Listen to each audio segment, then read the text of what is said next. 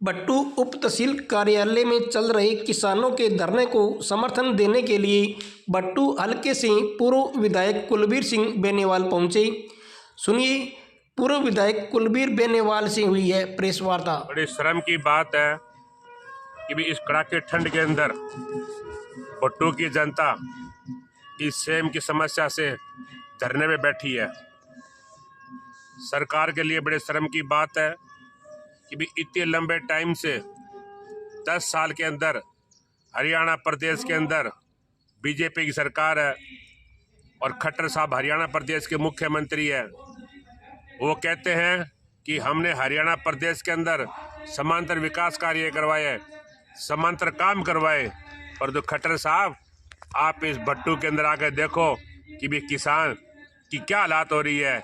इनके आज 10 साल से सेम की समस्या है, इनके घर खेतों में पैदा नहीं हो रही, ये किसान कहाँ पे जाएं। सरकार का फर्ज बनता है कि भी प्रोग्राम तैयार होता है कि कहाँ कहाँ समस्या है, तो इस फतेहाबाद हलके के अंदर पूरी समस्या है। और मैं इस समस्या के अंदर सरकार के मुख्यमंत्री के साथ साथ यहाँ के स्थानीय विधायक को भी दोषी मानता हूँ कि 10 साल से वो 5 साल से तो यहाँ पे सरकार के अंदर है, आपने इस समस्या का हल क्यों नहीं निकाला। वो कहते हैं काम हो रहे हैं और गांव वाले कहते हैं हमारे काम नहीं हो रहे, तो गांव झूठ बोलता है। बड़े अफसोस की बात हमारे को। मेरा अगर टिकट मैं चुनाव लड़ता हूँ, मैं जीतता हूँ फतेहाबाद से, तो जिस प्रकार 2005 के अंदर हमारे प्रदेश के मुख्यमंत्री चौधरी भूपेंद्र सिंह हुड्डा जी ने भट्टू में एक रैली करी थी, उस रैली के अंदर बन मंदोरी के अंदर एक सेम की समस्या थी।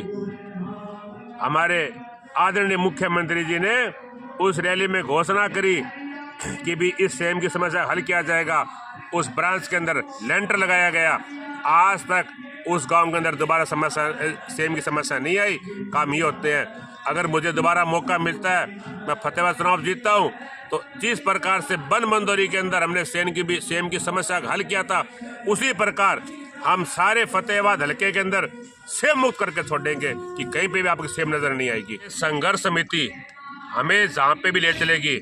हम किसानों के साथ मुख्यमंत्री पास भी जा सकते हैं, अधिकारियों के पास भी जा सकते हैं। इन किसान की समस्या के लिए हमें पता है कि किसान की क्या तकलीफ होती है, क्या मूलभूत सुविधा खत्म हो जाती है।